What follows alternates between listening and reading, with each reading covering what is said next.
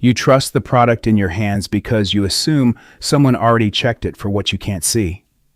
That assumption feels obvious, but it isn't old. Before the 1800s, nobody believed there was anything invisible to check for at all, and the doctor who first insisted otherwise lost everything for it.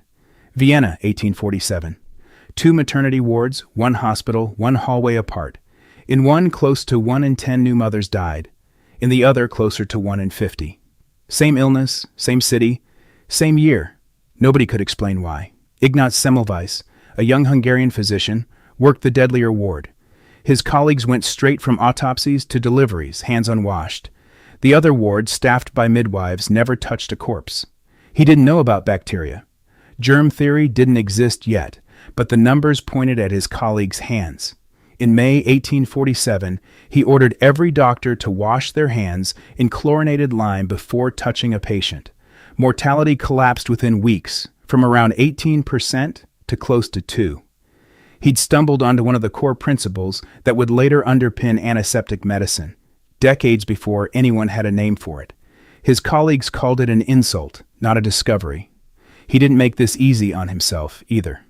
He accused fellow doctors of being murderers, in print, more than once. But the deeper problem was scientific, not personal.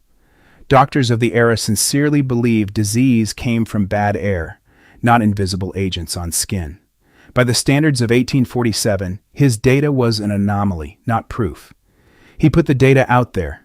Almost nobody with real influence changed anything. He was pushed out of Vienna in 1849 and spent over a decade failing to convince the medical establishment. By 1861, worn down, he wrote an entire book laying out his case in exhausting detail, as if enough evidence could finally force them to listen. It didn't. By 1865, isolated and increasingly erratic, he was committed to an asylum. He died there weeks later from an infected wound, the very kind of infection his own discovery might have prevented. He never lived to see himself proven right. Within 2 decades, Pasteur gave the mechanism Semmelweis never had.